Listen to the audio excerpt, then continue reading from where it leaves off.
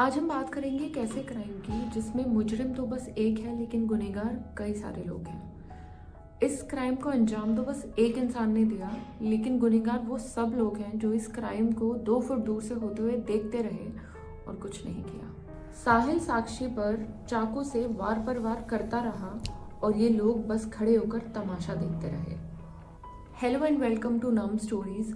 आज हम बात करेंगे साक्षी मर्डर केस के बारे में and that will leave you numbed. ये कहानी स्टार्ट होती है साक्षी और साहिल के मिलने से।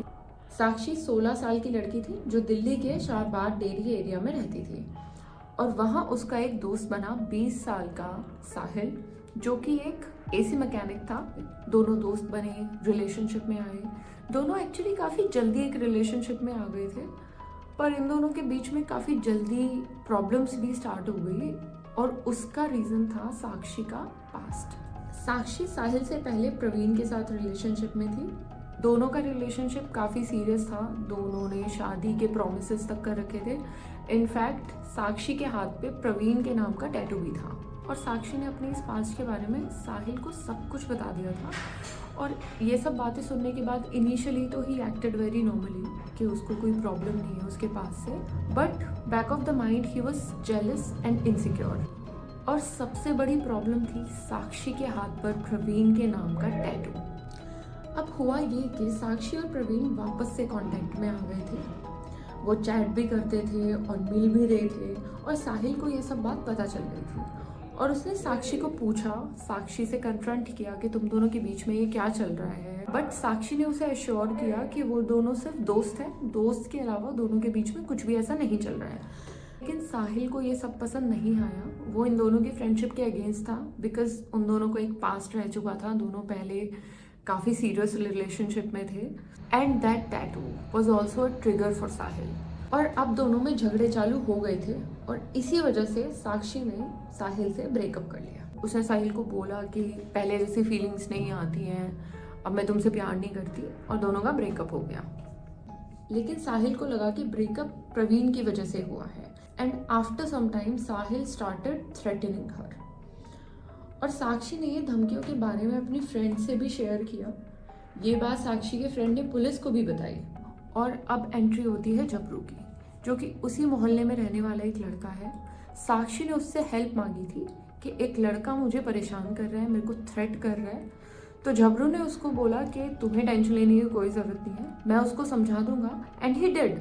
उसने साहिल से बात की, उसको समझाया और उसको धमकाया भी कि अगर तूने साक्षी को तंग किया तो मैं तुझे मार डालूंगा।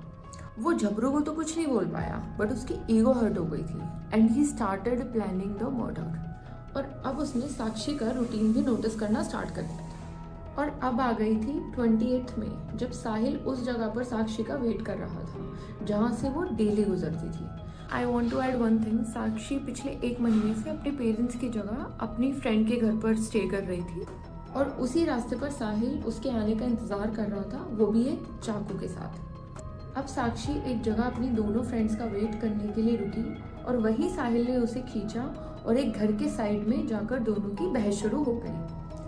और अचानक साहिल साक्षी पर चाकू से हमला करना स्टार्ट कर देता है।